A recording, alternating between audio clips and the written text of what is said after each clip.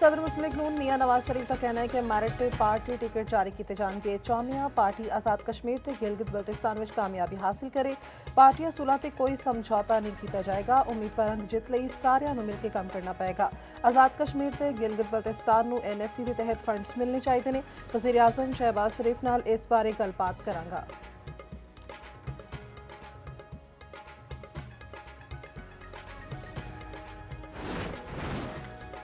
वज़ीर आज़म ने अफगान सरजमीन तो होने वाली दहशतगर्दी का मामला तुर्कमानिस्तान के आलमी फोरम से चुक दिता है। शहबाज शरीफ अशकाबाद में आलमी फोरम नाल खिताब आख्या दहशतगर्दी का नवा खतरा अफगान सरजमीन तो सर चुक रहा है। आलमी बरादरी अफगान तालिबान रजीम की जिम्मेदारी की अदायगी लिए जोर पाए। तनाज़ात दा पुरअमन हल पाकिस्तान की खारजा पॉलिसी का बुनियादी सतून है। आलमी अमन ते सलामती के फरोग लई पाकिस्तान अपना भरपूर किरदार अदा कर रहे। पाकिस्तान की हिमायत नाल गजा अमन मुआहिदा मंजूर होया।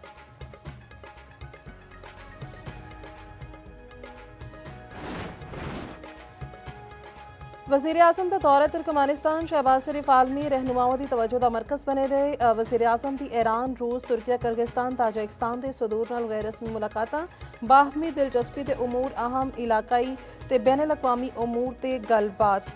वज़ीर आज़म ते तुर्क सदर का तारीखी ते गहरे बरादराना ताल्लुकात की अहमियत का याद है। वज़ीर आज़म तो मुफाहमती यादाश्तां ते मुआहदियां ते बर वक्त अमल दरामद यकीनी बनाने की अहमियत ते जोर। शहबाज शरीफ का आलमी रहनुमाओं के हमरा यादगार गैर जानबदारी का दौरा यादगार ते फुल रखे।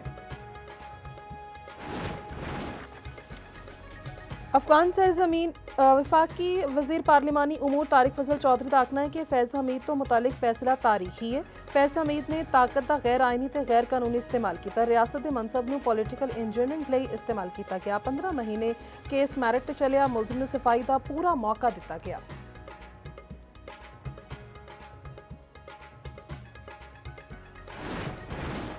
अफगान सरजमीन किसी दूसरे के खिलाफ इस्तेमाल नहीं होनी चाहिए। अफगान सरजमीन तो बिरूनी अस्करी सरगर्मियां करने वाले के खिलाफ कार्रवाई होगी। अमीर मुत्तकी ने उलमा वालों मंजूर की गई 5 नकाती करारदाद की तौसीक की। अमीर मुत्तकी ने आख्या कि मुसलमान एक दूसरे के खिलाफ दुश्मनी तो बचन, आपस में इत्तेहाद हमआहंगी और कुव्वत भाईचारे नूं फरोग दें।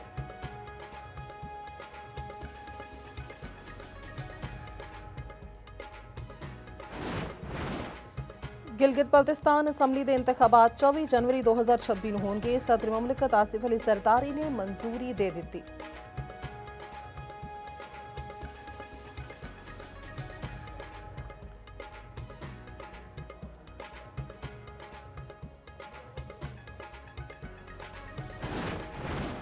पाकिस्तान के कर्ज प्रोग्राम ਲਈ IMF की 23 शराइत मान लिया ने। शराइत तवानाई मालियाती समाजी स्ट्रक्चर ते करंसी तो मुतालिक ने। IMF का आखना है कि हुकूमत ने यकीन दिलाया है कि शुगर सेक्टर मुकम्मल तौर पर रेगुलेशन तो आज़ाद होगा। तरक्याती स्कीमां में कमी ले आई जाएगी। गंदम की खरीदारी लिए विफाकी या सूबाई इमदादी कीमत मुकर्रर करन तो रोक दिता है।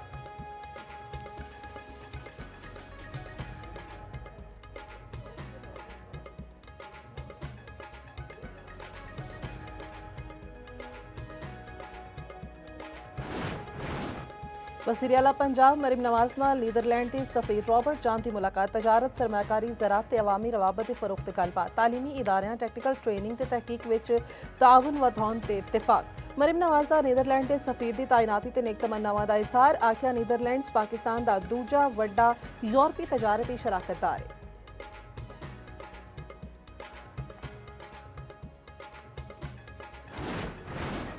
सोने दी कीमतां तारीख की बुलंद तरीन सतह ते अपड़ गई ने। फी औंस सोना $107 महंगा हो गया $4,319 का हो गया। फी तोला सोना $10,700 महंगा $4,54,262 का हो गया है।